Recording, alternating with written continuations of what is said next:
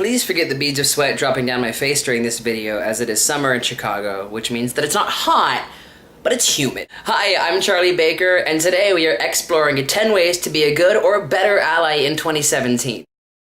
Two things before we begin. First, ideally these steps will help you be a good or better ally to anyone that you meet.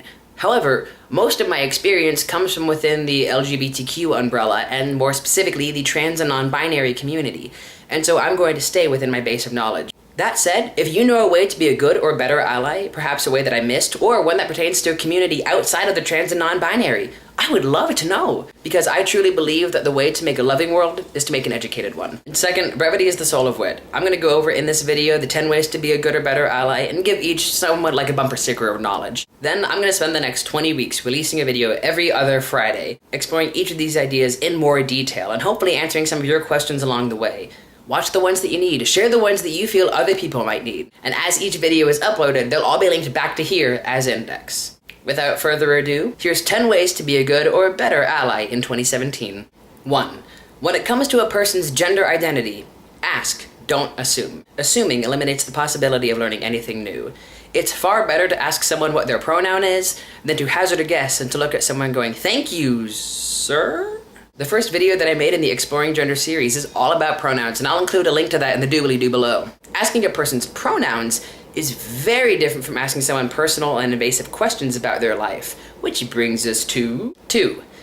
Please keep your curiosity to yourself. A good rule of thumb is, do I need this piece of information in order to treat this person respectfully? I can guarantee items that do not make that list are questions about an individual's sex life, genitalia, medical history, and what bathroom that individual uses. And the biggest one, especially for me personally, 3.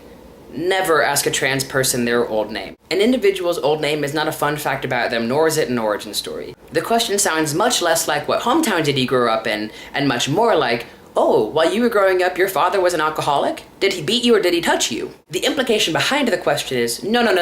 I know what you call yourself, but who are you? It's rude, disrespectful, dismissive, and erasive of the person you're talking to. This is where we get to the ideas that are all about language. Like, 4. Observe one's own language. Think for a hot second. How do you address a group of people? You guys? Bros? Dudes? Ladies and gentlemen, we live in a society in which the masculine is often opted as the gender neutral. However, many people may not feel included in the statements such as you guys. And one of the few things Texas has ever done right, they solved this problem years ago. Y'all. And if it's a really big group, all y'all. And beyond addressing groups of people, how do you talk to inanimate objects? What gender is that door you just stubbed your toe on, or that computer that you're trying to boot up? That might seem like a silly question, but it's because it is. Inanimate objects aren't gendered, but how often do we refer to them in a gendered manner? Speaking of unnecessary language. 5. Avoid backhanded comments and helpful hints. What do these helpful hints and these backhanded comments sound like? But you're so pretty. So wait, who dates you now? Well, have you ever thought about joining a group? You know, I know a way that can make your breasts look smaller. Wow, I can hardly see your breasts anymore. Unless an individual specifically asks you personally a question about a specific thing, don't follow the urge to give advice. Those urges can be so pesky. Just like the urge to. 5. Avoid the urge to play devil's advocate. Opinions, thoughts, and ideas should be debated and discussed. An individual's identity or their personal experience cannot be debated and should not be discussed in an attempt to invalidate that person, especially from someone that is supposed to be that individual's ally. Two people that accept that gender is not a binary system, or that both are comfortable with the use of the singular they, should not be arguing for the sake of arguing about the livelihood of other people. And remember, 7. One does not need to understand an individual's identity in order to respect that person. It's all in the title. I'll still make a video about it.